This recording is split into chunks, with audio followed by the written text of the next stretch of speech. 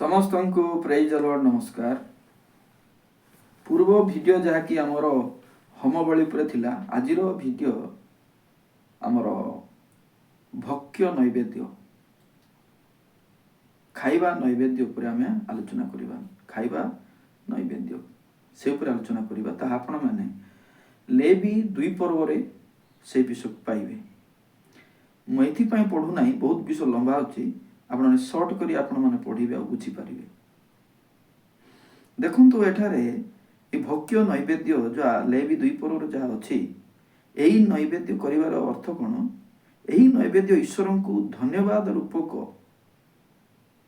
जो धन्यवाद देवा पाई करिवाटा ईश्वर को धन्यवाद रूपक समर्पण करा जिबा निमंते एही भक्ष्य नैवेद्य दिया जाउथिला।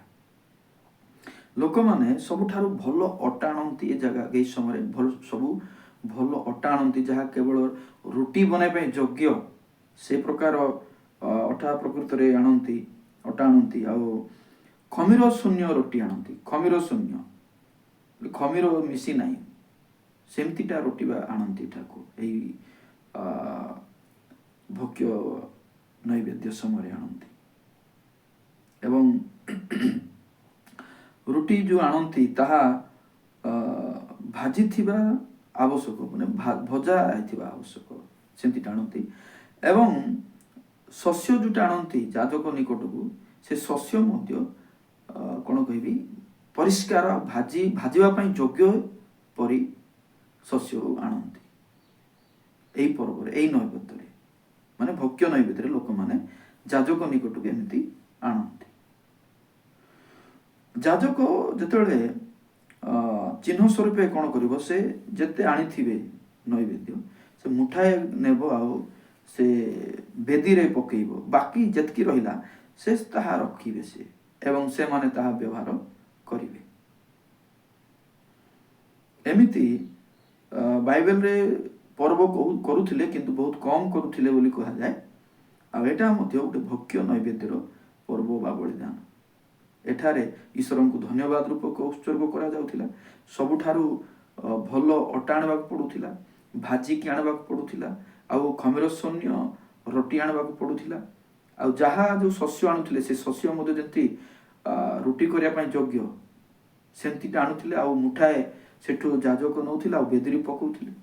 बड़का जिनिस समस्त विषय रखिकी से निज पई से माने व्यवहार करुथिले।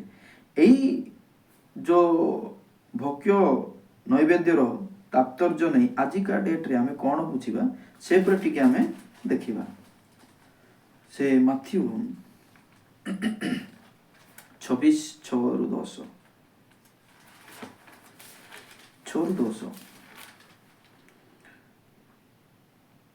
यीशु बेथिने रे थिबा कुष्टी सिमोन गृह रे थिबा समय जणे स्त्री लोक गोटे पात्रे बहुमूल्य तैल सुगंधी तैल घेनी ताहांग निकटक आसिले एवं से भजन रे बसिथिबा समय ताहांग मस्तक रे ढाळिबाकु लागिले।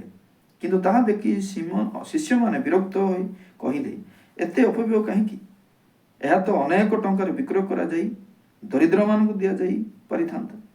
जीसु ताहा जानि से मानकु कहिले काहेकि ए स्त्री लोकटकु कष्ट देउछ? से तो मो प्रति उत्तम कर्म करियछि। मो प्रति कोन करिछि? उत्तम कार्य करियछि। तळकु जदि आपण माने पढिबे सेटा से बहुत मूल्यवान भाव में घोषणा करती। एठारे देख यही जो ईश्वर को धन्यवाद रूपक जो समर्पण करने भक्ष्य नैवेद्य थिला ताहा एठारे जड़े स्त्री लोक आसुची आ जीशु को मस्तक तैल ढाली दउची। मस्तक तैल ढालिबार रहस्य कौन? एटा केमती नैवेद्य स्वरूप हम आजिका डेट रे तळकु देखंतु 12 पद आउ से मोर समाधि क्रिया स्वरूप मोहर शरीर रे तैल ढाली देउछि।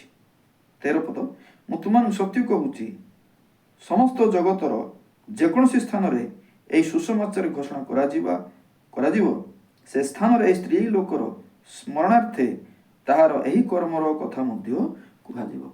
तो जीशुଙ୍କ ऊपर जो तैल ढळा हला सेटा जीशुଙ୍କର मृत्युर संकेत। अर्थ मला परे जो शरीर रे जो तेल व्यवहार करा जाए से समाधि क्रिया को से करुछि। जीशु मरी नाहांती किंतु से समाधि क्रिया करुछि। अर्थ कौन जीशु मरवे लोक मान उद्धार करेंगे यही विश्वास पाई। तेणु आजिका डेट्रे ईश्वर को समर्पण करने को जब चाहूँगी समस्त विषय जो उत्सर्ग करने चाहूँगी तेरे जीशु ख्रीस्ट क्रूसरे मले कहीं समाधि हेले कहीं उठिले से विषय जानवाटा हूँ आपणकर आज काम।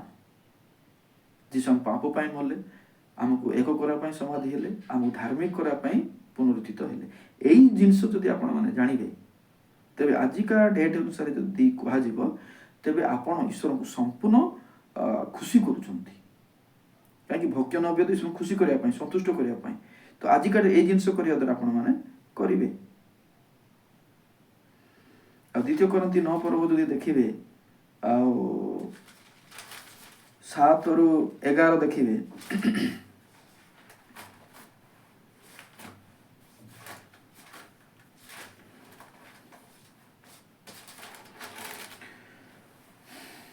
प्रत्येक जन आपना हृदय किपर संकल्प करेपरी करू कुंठित भाव में नुहे अबा बाध्यबाधकता हेतु नुहे कारण ईश्वर हृष्टचित्त दाता को भल पाती आ समस्त विषय सर्वदा यथेष्ट रूपे पाई तुम्हें माने जेपरी समस्त उत्तम कर्म निमंते अधिकतर दान दे पार एथि निमंते ईश्वर तुमको सर्व प्रकार अनुग्रह प्रचुर भाव में देवाक समर्थ अटंती।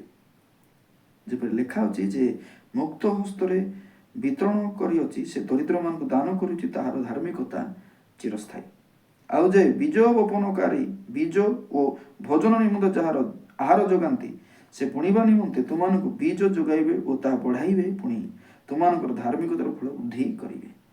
यहीपरि तुमने सब विषय धनी होई सर्व प्रकार बदान्यता देखाई पारिबो आ ताहा आमानक द्वारा ईश्वरंकर धन्यवाद कारण हेबो। एठारे हृष्टचित्त दातांको कुंठित मनरे नुहे बाध्यबाधक हेतु नुहे ईश्वरंक निमंते खुला मनरे देवा पई कहंती जो सेवक समर्पित बलि खुला मन देवा दरकार प्रभु को सेवक मान देवा दरकार सेवा कार्य देवा दरकार मुक्त हस्तर देवा दरकार प्रभु केबे अणा करती ना से बुणवाई आ बढ़िया शक्ति देवे लिखा तेणु प्रभु को प्रेम करार अर्थ यह बुझाए आ प्रशंसार विषय जदि करवा गीत सहित 100 पढ़े प्रशंसार विषय लिखा अच्छी एवरी 15 पर्व देखा आम सॉरी एवरी 13 पर्व 15 और 16 सेठारे मध्य लिखा अच्छी